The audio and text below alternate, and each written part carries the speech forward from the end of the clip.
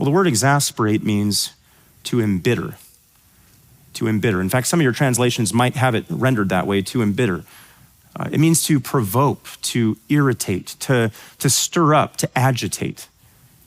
In fact, let's take a few moments here to work through what exasperation looks like in a Christian home, biblically speaking, practically speaking. I'm going to list off, I don't know how many ways parents can exasperate their children. One is by way of lack of marital harmony.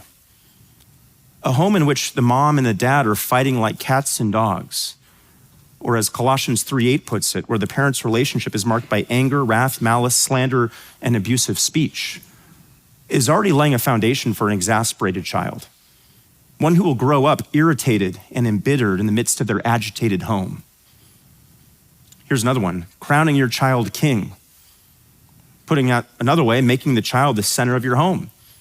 Making everything about pampering your child or planning your whole life around the child or essentially letting your child run the show. That is only going to set that child up in the future for exasperation, as you're putting weight on that child's shoulders which they can't bear and they'll eventually crumble under. Another one is being an angry parent.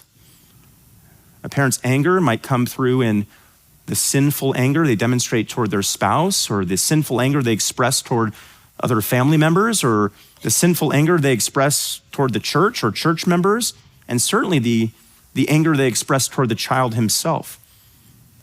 And what we'll see is that anger will sow seeds of exasperation in that child, as he never knows when mom is next going to erupt, and he never knows how hot dad is getting under that collar. Being inconsistent is another one, especially with discipline. Disciplining sometimes for a specific offense, but on other occasions not disciplining for that same offense. Sometimes disciplining with a level head, but other times disciplining sinfully in anger. To the child, it's all this moving target that he doesn't know how he's supposed to hit, so he becomes exasperated. Being unkind is another one. Under this would fall mocking your child, belittling your child, demeaning your child, ridiculing your child, which might take place inside the four walls of your home or even worse, in front of others. In either case, it eventually exasperates the child. It embitters him. Here's another one, being unfair.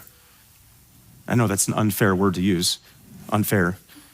But this would include things like setting unrealistic expectations. It's a requirement of this home that you read Calvin's Institutes by the time that you're 7. Or being legalistic. If you haven't read Calvin's Institutes by the time you're 7, well, can you really be sure you're saved? Unfair comparisons to others. You know, little Stevie down the street, he read Calvin's Institutes by the time he was 7. Or setting double standards. Have I read Calvin's Institutes? No, but you need to. Do as I say, not as I do. Another one is being unrealistic. That includes giving children too much freedom or too little freedom.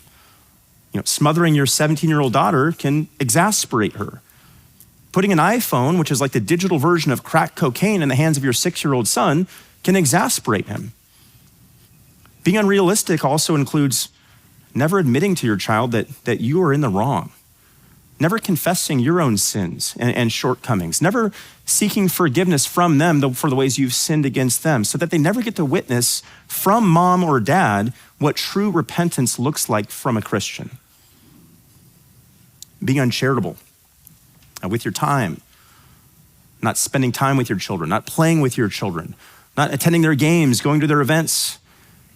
Being uncharitable with your attention, not making the time simply to talk to them or to listen to them, or when you do listen to them in a very distracted way with, a screen over here and an AirPod in your ear. Or being uncharitable with your affection and admiration, failing not only to give them physical affection, but failing to affirm them and to encourage them and to praise them when they've done something worthy of encouragement and praise. Last way you can exasperate your child, many more than this for sure, is simply being ungodly, which means everything from failing to keep your promises to your children, to outright lying to your children, to being duplicitous in front of your children as you put on a good show for everyone here at church or in your home Bible study, But in the meantime, you're a mean-spirited tyrant back at home. But our children who are so perceptive, they can see through it all. And it embitters them. So much more could be said on this topic of exasperation, but what I hope you're hearing is that to exasperate is not merely to bring about your daughter's eye roll when you tell another corny dad joke. To exasperate is not to cause your son's cheeks to flush with embarrassment where you wear that silly Crocs with socks get up again. No, what is being pictured here in our text, verse 21, is the father who, far from modeling what the Bible mandates, which is to foster an environment in which his children are spiritually nourished through a combination of biblical training and direction and instruction, correction and discipline in response to disobedience, and an ongoing display of the fruit of the Spirit, love, joy, peace, patience, and all the rest. Instead, fosters an environment in which he is habitually provoking his child, exasperating his child, which eventually leads to his child becoming discouraged and sullen and glum and listless and bitter and eventually hopeless. Which is why Paul says what he says here at the end of verse 21. He says, fathers, do not exasperate your children. Why? So that they will not lose heart.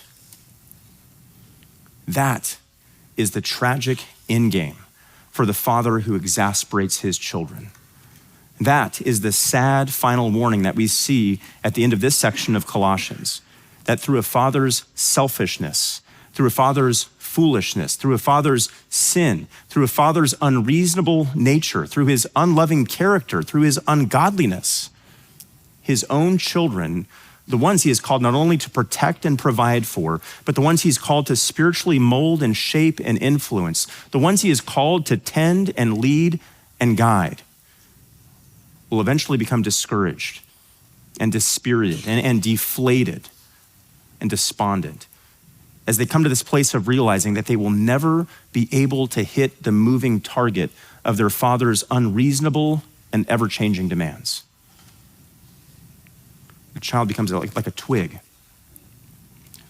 who, though was designed to bend and be formed through godly influence and measured discipline, eventually breaks as they lose heart.